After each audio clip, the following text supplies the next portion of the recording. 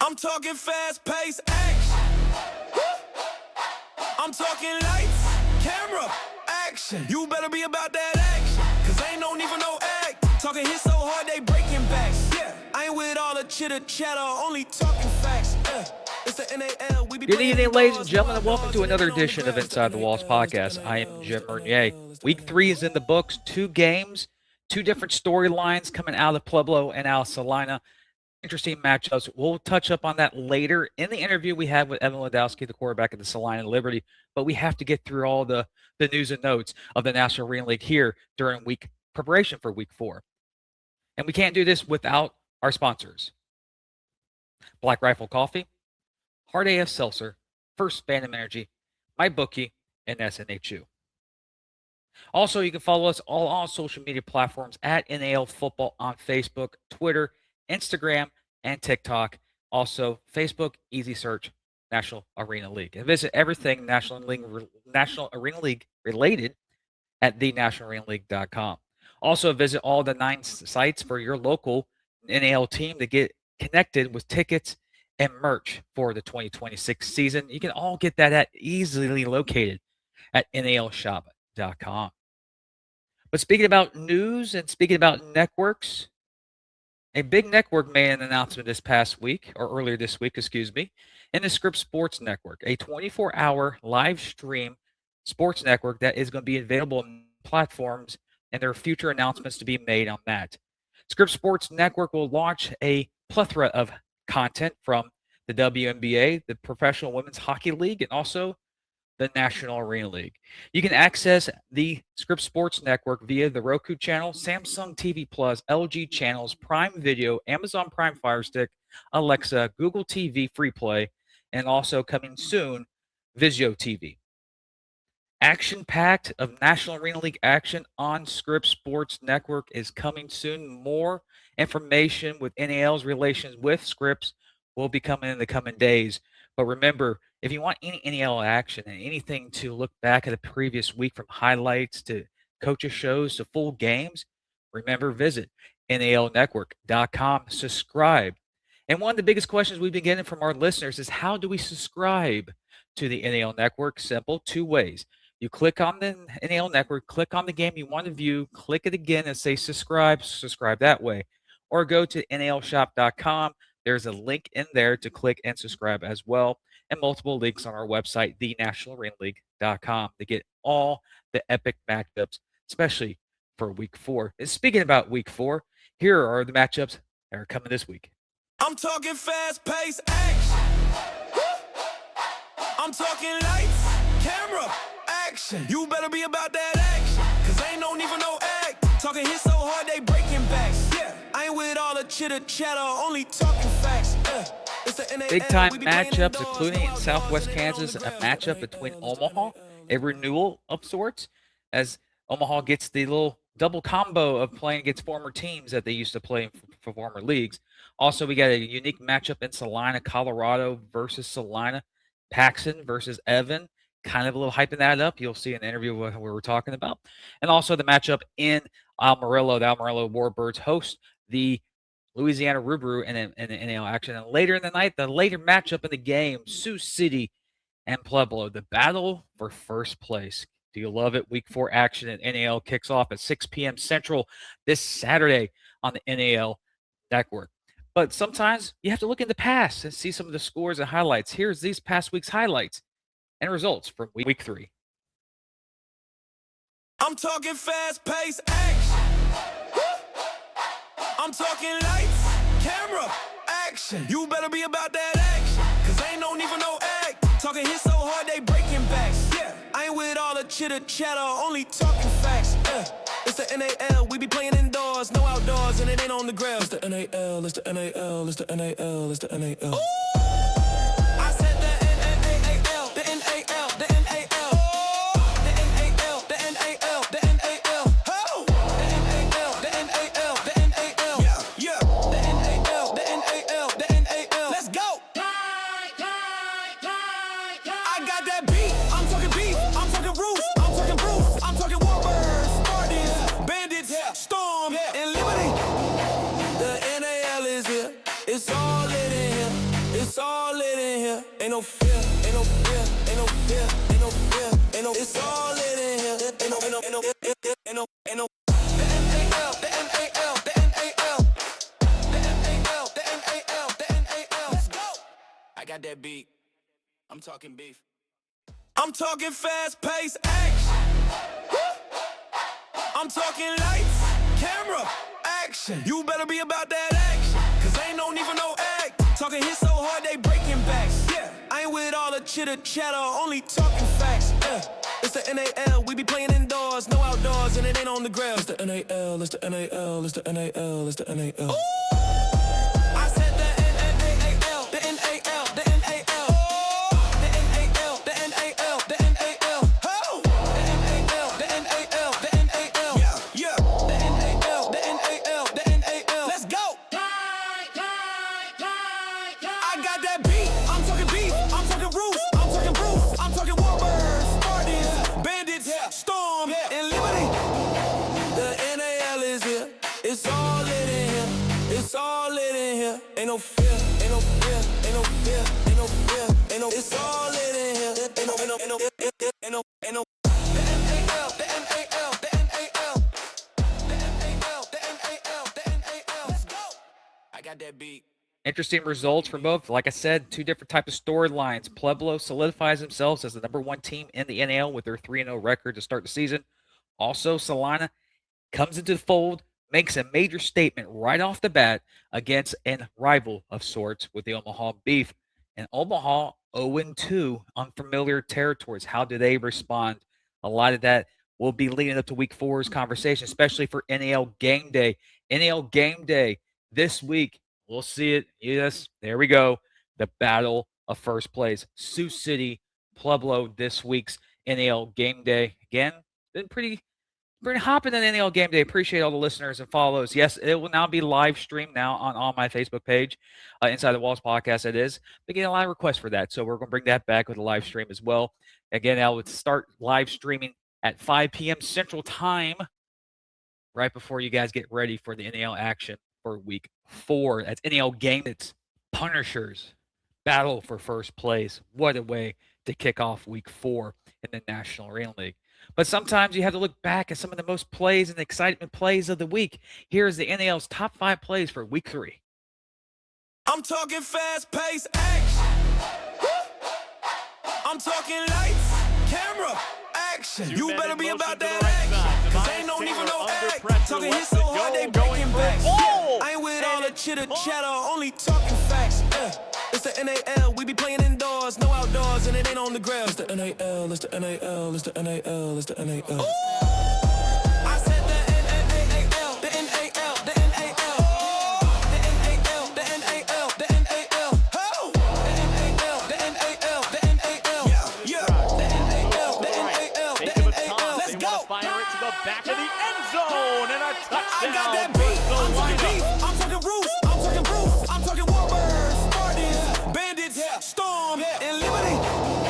The NAL is here. It's all lit in here. It's all lit in here. Ain't no fear. Ain't no fear. Ain't no fear. Ain't no fear. Ain't no. It's all lit in here. Ain't no. Ain't no. Ain't no. Ain't no. Ain't no. Big play early in this game. Cross back to pass is picked up, and it's a pick six for the Salina Liberty. Lightning in a bottle. I'm talking Bruce. I'm talking Bruce. I'm talking Warbirds, Spartans, Bandits, Storm, and Liberty. Past week in Salina, Evan Lewandowski had an impressive game with total 5 touchdowns, including passing and 2 rushing.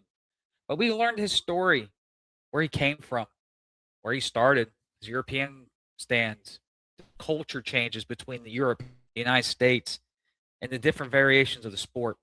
From D3 to Salina, I sat down with Evan Lewandowski earlier today, to talk his career and the times, especially what happened last week in Omaha, and previewing the matchup this week against Colorado. Here's my interview. I am now joined by Salina's quarterback, Evan Lewandowski. Did I get that right this time? Yep, that's got it. All right. Thanks for having me, Jim. Jim actually says the person's last name correctly for the first time. I'll have someone DM the show and say, hey, Jim, you actually pronounced the name for the first time correctly.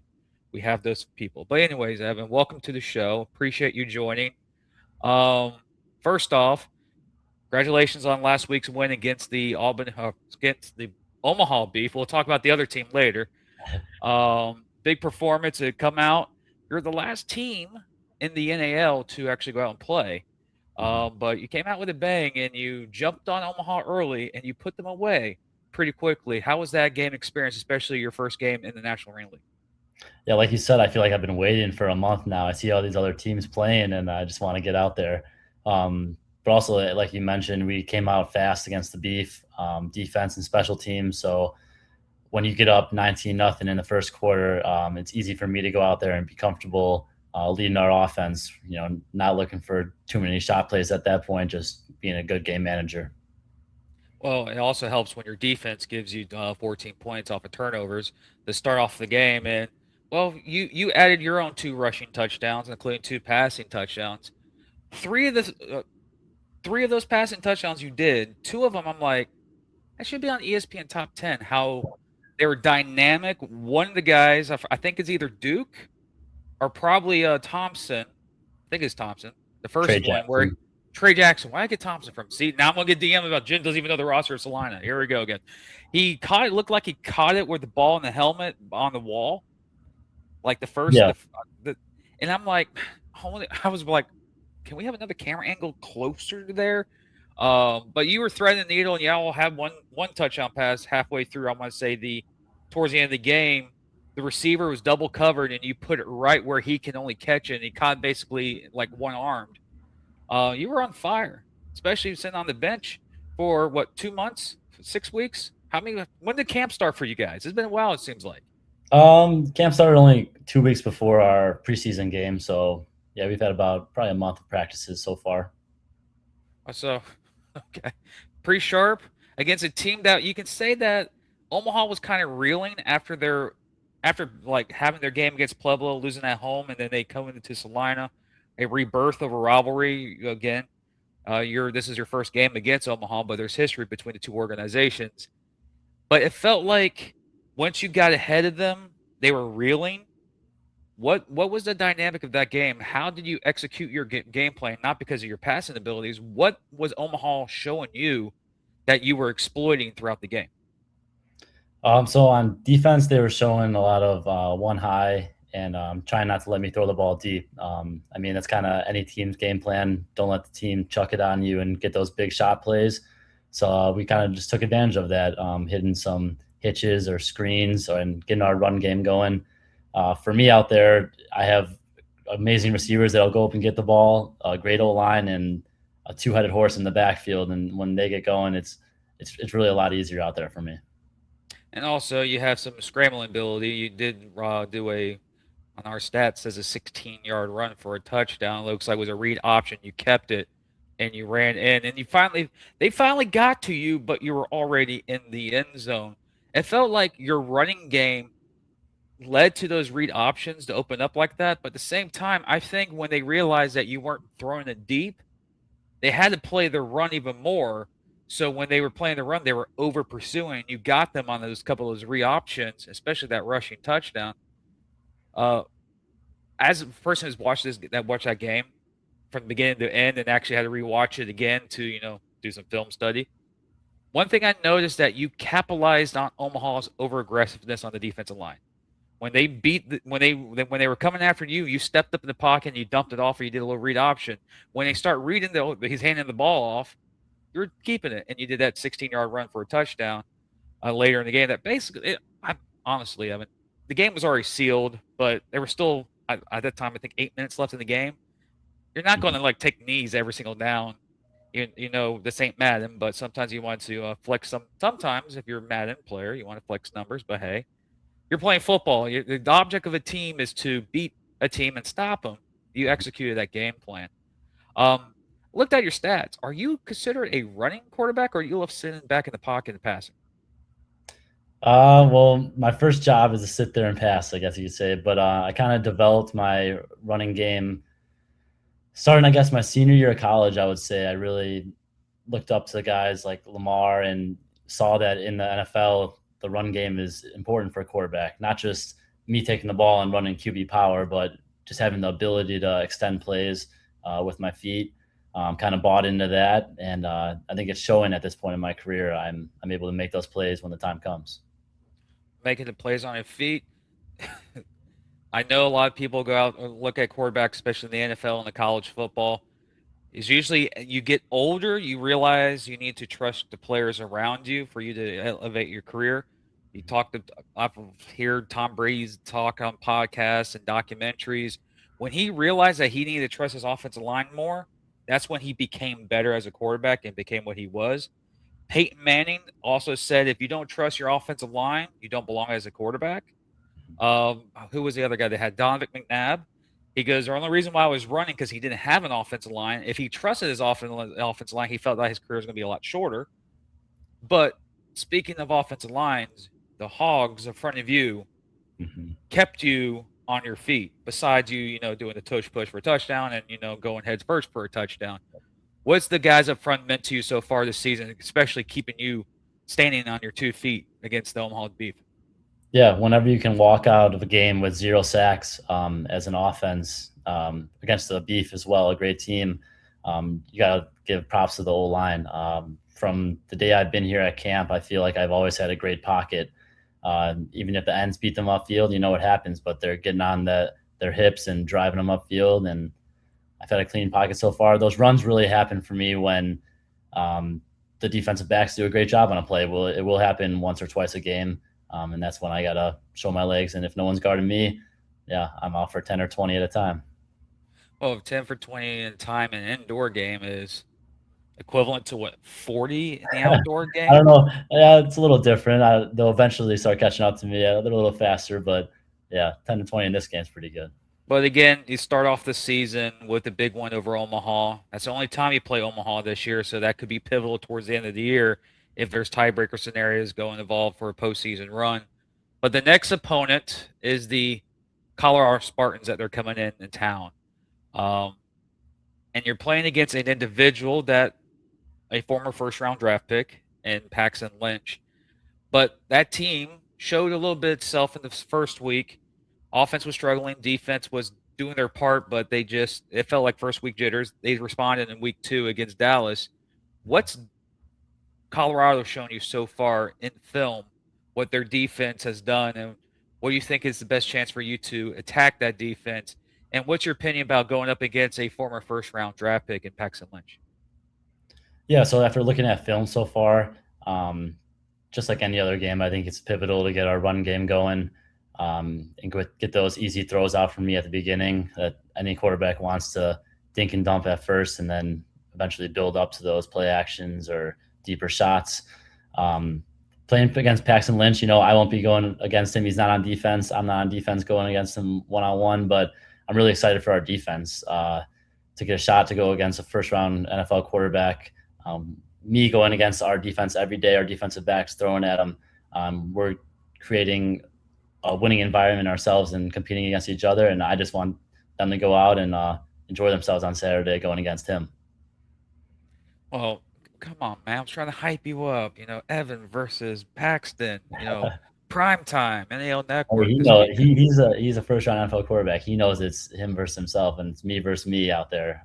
So that's how it goes. I'm just trying to promote. That's all. That's what I do. I kind of promote games. But let's talk about your football career. Again, you're in Salina now, so small town. Keep that in mind, folks. Small town right now.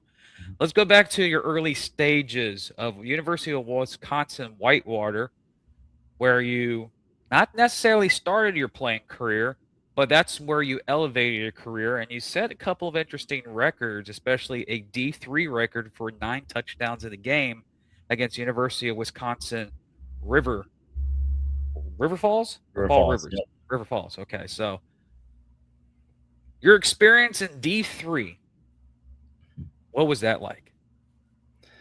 Man, I think it's the same kind of at every level. Being 18 to 22 years old, you learn a lot in life. I was very fortunate to have a great head coach, Kevin Bullis at Wisconsin Whitewater. He taught me more about life than about football. It's just about remaining in the present, getting 1% better every day. So I'm very thankful to have him as a coach in my life, and then just the teammates that I had in college. We were very competitive. Whitewater is known as D3 powerhouse, and it was just fun going out every day with them and then going to war on Saturdays. Well, what's impressive is 9 passing touchdowns in the game. Mhm. That's impressive by itself, but you also set another record on that game. What was that record? Well, I had 591 yards, and then I know I had 5 touchdowns in the second quarter, so that was just a single quarter record as well. Were you playing on rookie mode? That I don't know. It felt like a dream almost out there. I don't think I even looked at the scoreboard until closer to the fourth quarter, where I was like, because the final score ended up being 63-49. So at that point, I'm like, I keep scoring no matter what. So basically, it was a arena/indoor football score in college. Yeah, felt like it. But again, you threw over 2,500 yards in college, 20 touchdowns. Even your college stats, it doesn't seem like you were a runner, but you have 200 some yards there. But that game against River Falls really showed your ability to open up an offense and passing the football, which caught the eye of a couple of organizations, especially an organization in the Arena Football League, the Albany Firebirds. And you went there to go under an offensive-minded head coach at the time. In your introduction to arena/indoor football, and especially professional football, what was it like in your short stint in arena football before you headed overseas to Europe? Well, it was a great experience. It was my first pro experience out of college. So just that first experience, you have so much to learn as a man, and being teammates with guys that are older than you, learning the quickness of arena football. I think I just learned a lot through that season. I was really mainly the backup quarterback, but kept getting better every day, and I learned a lot through that experience. And after Albany, you went to Europe. And a lot of players from college, their dreams are playing the NFL, but there's also opportunities overseas, including Japan and also in Europe. There's multiple leagues in Europe. You went to 2 different leagues/teams. Describe both of those organizations, and you have a better chance of pronouncing those teams. Because if I did it, I'll get ridiculed again by our listeners about how I can't pronounce teams. What was your experience over there in Europe? Yeah, so the first place I headed to was Torino, Italy. It was for the Jaguari, so the Jaguars of Torino. It was in the Italian league. Going over there, I didn't really hear about football in Europe until a couple months before that, where I was playing arena football in Albany, and all of a sudden I'm like, I need another opportunity. I need another chance to keep getting better. So I reached out to a couple of coaches and ended up in Torino, Italy.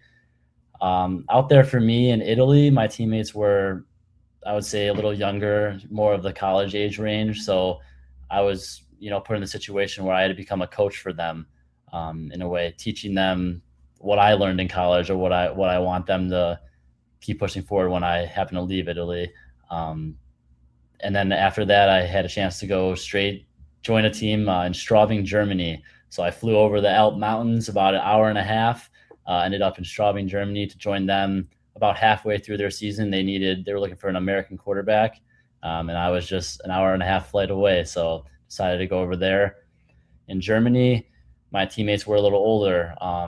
They're more business-like. And so at practice, I didn't have to be a leader in that sense.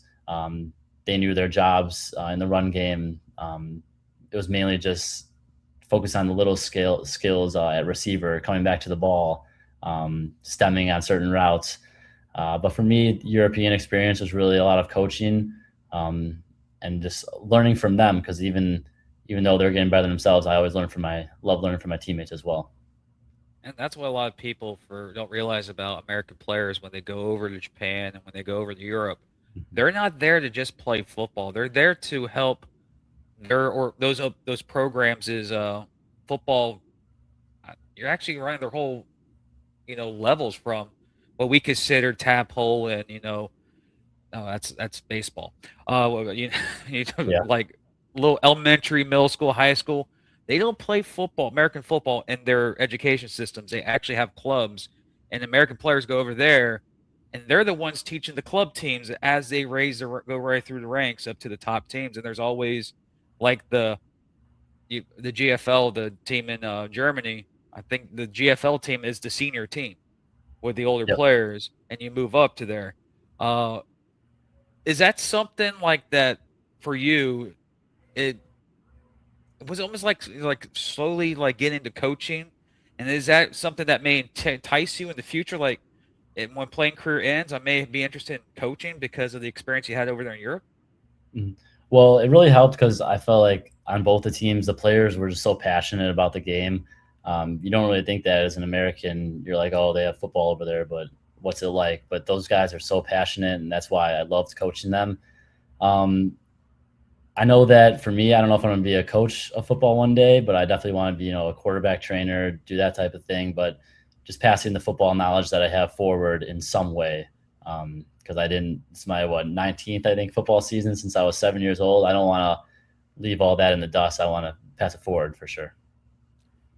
Well, talking about passing forward, time in Europe, you went to Germany. This is a question: who has the better food, Germans or the Italians? Come on. Oh, Ooh. hopefully some of my teammates are going to get mad at me now. You're going to make them. I would say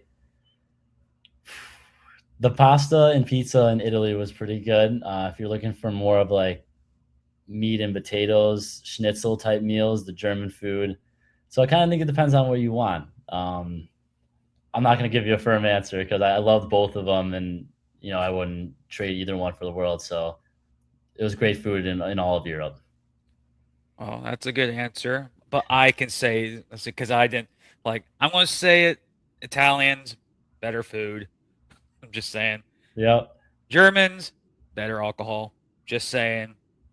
I rest my case. Yeah. You German, don't like my the beer drinking in Germany was, yeah.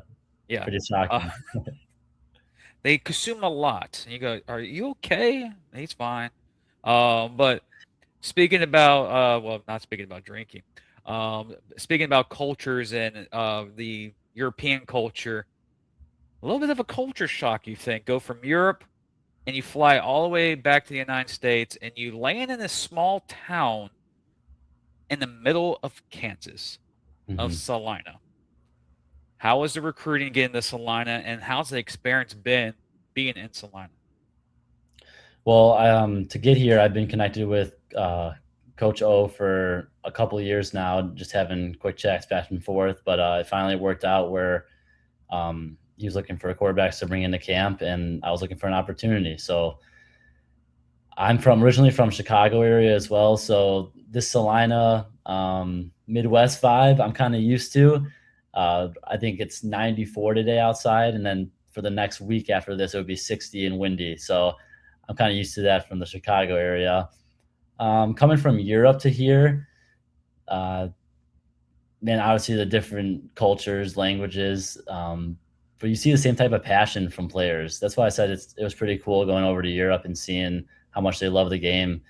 They're just as passionate about football as we are. They're just as determined to get better themselves as I am, or the person next to me. So the cultures are different, but the passion for the game is there either way. Now you arrived at Salina. Coach O brought you in, and you had your first game. Indoor, now the NAL, indoor rule style, 2-man in motion. You have a little bit of running. That's different than your time when you spent in Albany with the arena set. What's the indoor game been like to you? What's the biggest adjustment that you had to make from playing outdoors European style and coming indoors and playing NAL style? I think the quickness of the game, mostly for me, is throwing at the top of my drops.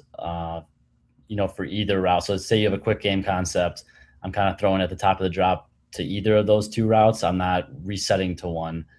So the quickness of the game, and I would say accuracy, you have to throw in tight windows, but I think I've come to learn that you have to have that either way at any outside level, no matter how high you want to go, you got to be accurate. You got to put the ball right here on the guy's chest.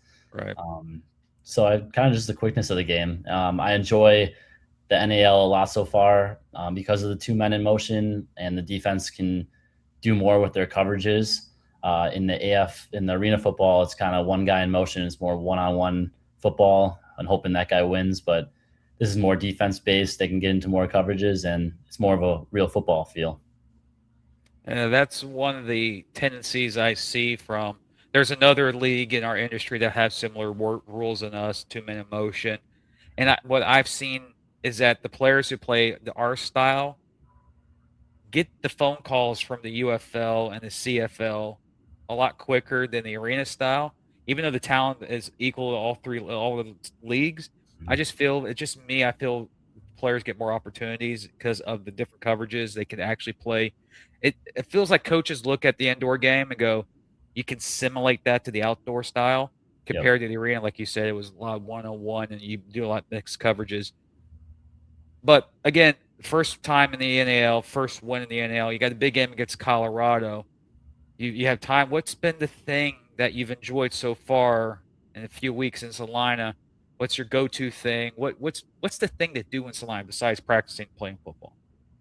Well, right by my hotel over here, we got they were one of our sponsors last year, but Russell's restaurant. I go out here for breakfast, so that's kind of my thing I've been doing since I've been here.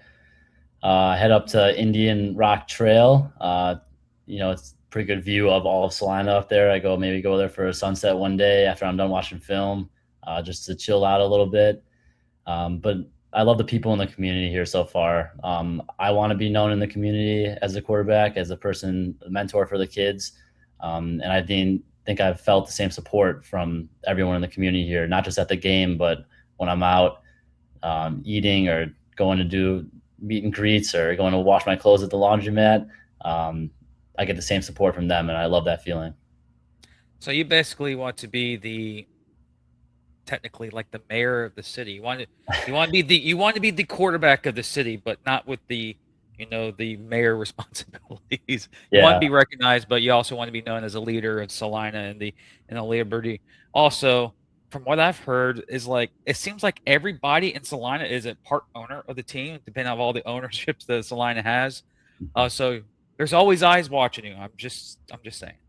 Definitely, and that's why I would want to take on that responsibility, not only for myself but for the team. Yeah.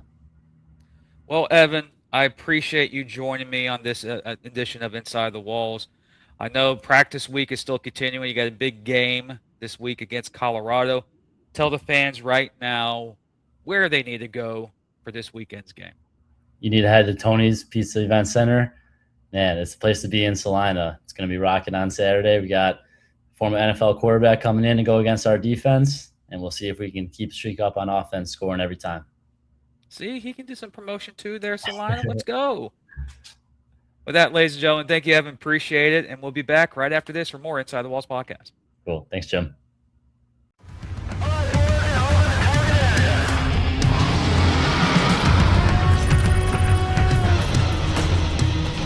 We are gold for energy. Send it. Incoming. Put the money in the bag, man.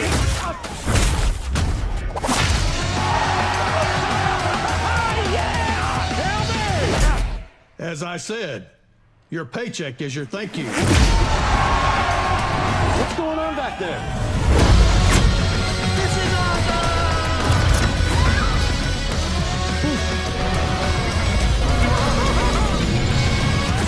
Welcome to Earth! No. Who's flying the plane? Get cockpit. Go. God. Black Rifle Energy dropping. I appreciate Evan joining the show. I know as a quarterback, you're the leader. Kind of jokes like he's like, you want to be kind of the mayor without the responsibilities of the mayor, but you just want to be a leader of the team. That was the story of him going from Europe, being a teacher, and the time. It's unique how the European style of the game is overlooked, but it's more than just being a player. It's teaching the game. But then, ladies and gentlemen, you can follow all of this and more on the NAL Network, nalnetwork.com, where you can get highlights, coaches' shows, TV documentary series that are launching pretty soon, and also full game recaps, condensed game recaps, and much, much more coming on the nalnetwork.com. That's nalnetwork.com. And we can't do this without our sponsors. Black Rifle Coffee, Hard AF Seltzer, First Phantom Energy, MyBookie, and NSHU. Well, ladies and gentlemen, week 4 is coming up. Big time matches. What games are you looking forward to this weekend? There's a couple I want to circle, especially the big one in Pueblo. That's where NL Game Day is going to be featured. It's against the Pueblo Punishers and the Sioux City Bandits. Who do you want on the show? You decide. With that, ladies and gentlemen, this has been an exciting episode of Inside the Walls podcast. Hopefully everyone joins and follows Inside the Walls at Inside the Walls as we continue the journey through the 2026 season until we get to the championship. We see Pueblo, top team in the league so far. Salina made themselves an introduction. Now let's see what the rest of the league does. Who puts themselves in position to compete for a championship in 2026? We'll find out and much more, especially this week, this Saturday at 5 p.m. Central, NL Game Day, live here on Inside the Walls podcast on all social media platforms. Get ready for Week 4 action with NL Game Day. I'm Jim Renier. This is the National Arena League, and also this is Inside the Walls podcast. We'll see you guys for another edition of Inside the Walls next Wednesday.